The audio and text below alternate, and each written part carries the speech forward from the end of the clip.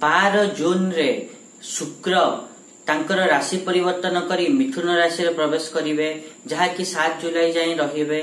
तो एही समय रे मिथुन राशि एवं कर्कट राशि रो व्यक्ति मानकु कोन सब शुभ शुभ फल देबे ताहा आज आमे आलोचना करिबा। नमस्कार, मु सुभाषिष पुंथा स्वागत करछु मो YouTube चैनल को। आज आमे आलोचना करिबा कि शुक्रंकर राशि परिवर्तन व शुक्रंकर गोचर मिथुन एवं कर्कट राशि रो व्यक्ति मानक पई किपर रहिबो। शुक्र जेतेबेले एही स्थान रे गोचर करिवे सेतेबेले से बुध एवं रवि ग्रह सहित मध्य युक्त हेबे। तो यहा फल रे मिथुन एवं कर्कट राशिंकर व्यक्तिंक जीवन किपरि रहिबो से विषय तो डिटेल्स रे आलोचना करिबा।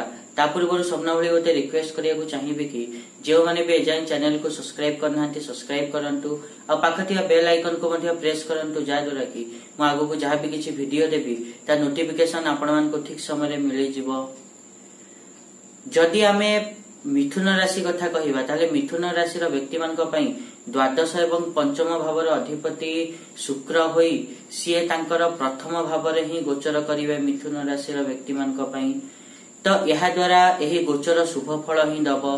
जो माने दाम्पत्य जीवन अतिबाहित करूचंती तांकर जदि दाम्पत्य जीवन रे किछि मतांतर वा मतभेद थिला ताहा दूर हबो, संपर्क निबिड़ हबो।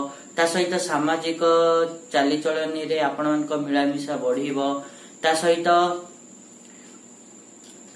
जो माने बेरोजगार थिले तांको किछि ना किछि रोजगार मिलिबो। जो माने दिन मजूरी अछंती तांको पई मध्य भलो अछि एवं जो माने व्यवसाय करूचंती सेमानंकर मध्य व्यवसाय रे वृद्धि घटिबो, धन लाभ हबो। ता सहित खास करी जो माने कॉस्मेटिक व्यापार करूचंती तांको पई विशेष भलो रहिछि समय। तापरे एही समय रे आपणक स्वास्थ्य अवस्था टिके गड़बड़ हेई पारे, सेति पई निजर खाद्य पेय प्रति ध्यान देबा निहाती आवश्यक। एही समय रे आपण माने निज विरोधी मान कथारु सतर्क रहंतु, काहे कि ना विरोधी माने आपण मान को इमेज खराब करिया पई बहुत चेष्टा करिवे। एही समय रे किंतु आपण मान को पारिवारिक सुख भरपूर मिलिबो। ता सहित सब प्रकार सुख मध्य मिलिबो। एजुकेशन रे मध्य स्टूडेंट मान को सफलता मिलिबो। ता सहित जो माने विदेश जीवा को चाहउछथि से माने विदेश मध्य जाई परिबे। एही समय रे किंतु मिथुन राशि रो व्यक्ति माने जो अछंती से माने खराब संगति थारु दूर रहिबा उचित, नहले खराब संगति रे पड़ी कि भूल बात रे जाई परंती, भूल काम करि परंती। जो माने विवाहित अछंती से माने एक्स्ट्रा मैरिटल अफेयर रे पड़ी परंती, सेति पई निजर भावना को कंट्रोल एही समय रे करंतु। एवं यात्रा रो जोग मध्य बनुची, यात्रा रे गले मध्य आपन को लाभ मिलिबो। एटा थिला मिथुन राशि रो व्यक्ति मानकर राशि फल। तापर जदि आमे कर्कट राशि रो व्यक्ति मानक कथा कहिबा ताले कर्कट राशि रो व्यक्ति मानक पई शुक्र चतुर्थ भावर अधिपति एवं एकादश भावर अधिपति होई द्वादश भावर गोचर करिवे।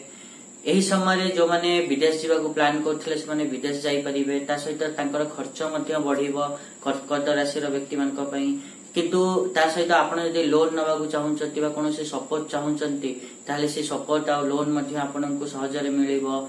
एवं आपण मान को घर चोरी होबार मध्य बहुत संभावना अछि, सेति में आपणकर घरे जो मूल्यवान वस्तु अछि ताको आपण माने बैंक रे रखि परिबे। ता सहित जो माने स्टूडेंट अछंती तांको एजुकेशन रे भलो लाभ मिलिबो। एही समय रे व्यवसायी माने जदि रिस्क नउचंती ताले लॉस रे पड़िबे। से माने जेतिकी परिश्रम करिवे सेतिकी ही फल पाइबे। एही समय रे धन संपत्ति तो बढ़िबो किंतु मान सम्मान हानि हेई पारे। आपण मानक विरोधी माने आपणक इमेज खराब करिया पई चेष्टा करि पारंती, सेति पई तांको प्रति सतर्क रहंतु। एवं स्वास्थ्य अवस्था कथा जदि कहिबा ताले स्वास्थ्य अवस्था गोटे प्रकार ठीक रहिबो। एही समय रे कैरियर रे मध्य उन्नति देखिया को मिलिबो। ता सहित दाम्पत्य जीवन मध्य सुखमय रहिबो। एवं जो माने विदेश रे जाय कि एडमिशन करिया चाहू जदि पाठ पढिया पई तांकर भी इच्छा पूर्ण हबो। ए त थिला कर्कट एवं मिथुन राशि रो व्यक्ति मानक पई सूर्य शुक्रंकर गोचर किपरि रहिबो। आशा करिबि कि मु जा कहली आपण माने ठीक रे बुझी पाथिबे। आ जदि वीडियो भल लागिछि ताले निहात रूपे वीडियो को लाइक करंतु, शेयर करंतु आ चैनल को सब्सक्राइब करिया पे तो जमाई भूलंतु नहीं। आज पई एतिकी, देखा नेक्स्ट वीडियो रे। रहूची, नमस्कार।